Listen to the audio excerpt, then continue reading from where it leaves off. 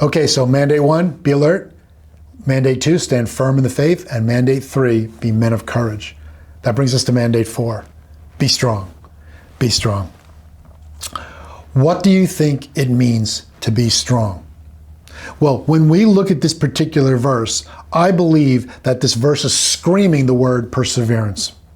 Perseverance. You know, I wrote a book called Transform 7 Pillars of a Legacy-Minded Man. And pillar number 6 is perseverance. And one day when I was giving a talk, I was in a church and we were going around into small groups and we were asking questions about our lives and I had the pastor walk around to each one of the groups. And when he came back to me, he said, Joe, I'm just shocked. I said, what are you so shocked about? He goes, man, my men are quitters. My men are quitters. That is something that I believe is happening across this great country of ours. We are seeing men quit so easily, some not even starting. Persevering is what's going to separate the men from the boys. It's basically taking us to a place where we need to go, which might be difficult and challenging like we talked about in the last session. But the reality is if we can fight through it, unbelievable transformation can happen. That's a word I really love, transformation, because it's basically saying it's taking something that was and turning it into something that wasn't, but should be. That's what transformation is. Let me tell you a story. In the year 1998, I had sold my business, a newspaper at the time, to start my dream company. This company was going to do something that nobody else had ever done before. It took advantage of this new thing called the internet, 1998. Anyway, long and short is I raised $1.3 million effortlessly. Effortlessly. When I tell you effortlessly, I mean effortlessly. Why? Well, it was in the tech stock boom. So a lot of people were raising money on dreams, how to use this new thing, the internet. Well, it was simple for me. I raised this money and it started going out pretty good. And then in April of 2000, I was supposed to get an infusion of another $500,000. And that particular day, or the day before, I'm doing a business workshop. 500 business people are there. I fly in our spokesperson, who was a famous New York Yankee. He came in and he did a great job. And the next day I'm supposed to get $500,000 more, which was needed. Well, the market crashed and I lost that $500,000. But okay, we're still moving forward. A month later, we had a board meeting and we elected to purchase another company on a stock deal, meaning that it wasn't going to cost us any cash. We were simply going to give stock to this president of this company and we would acquire it. I was against it, but the rest of the board voted me down because I only owned 31% of the company at the time. Well, allegedly, he and another guy got together to do some bad things and it bankrupted the company. Now, of course, in retrospect, I realized the guy that did the most damage was me. I was the president, I was the CEO, and I allowed it to happen. So, you know what? My fault, my bad. But when the company went bankrupt, I realized now I just lost everything personally. Everything. I was urged to go bankrupt personally. I couldn't do it. My wife and I couldn't do it.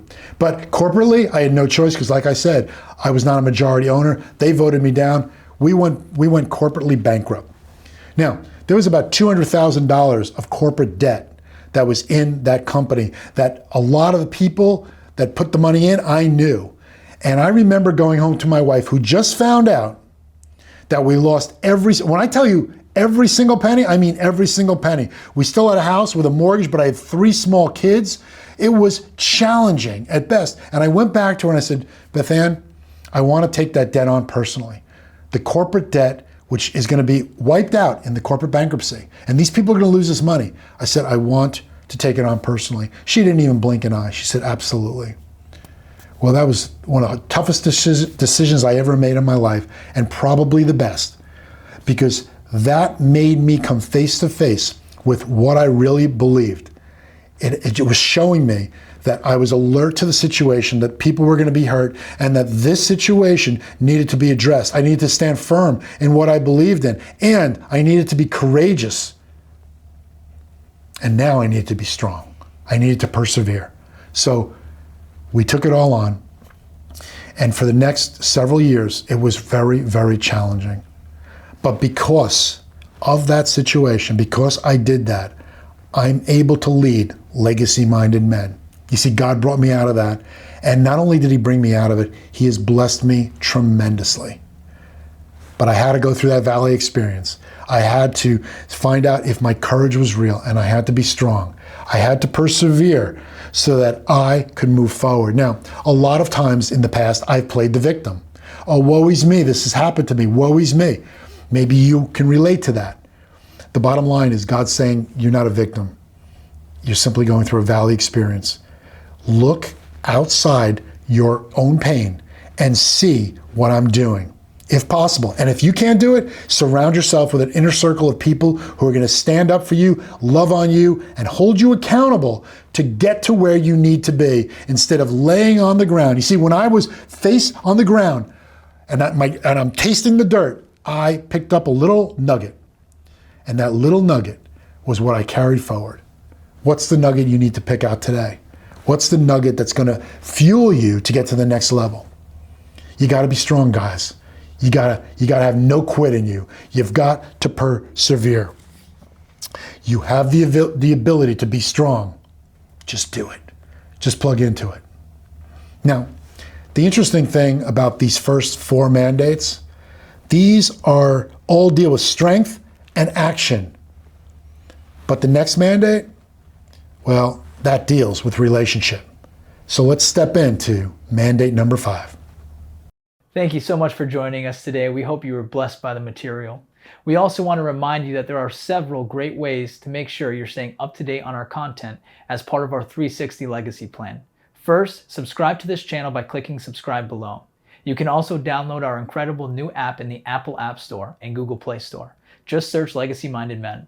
And finally, visit our website at legacymindedmen.org for more information on what we believe, upcoming events, and how to join a group. Thanks again for watching.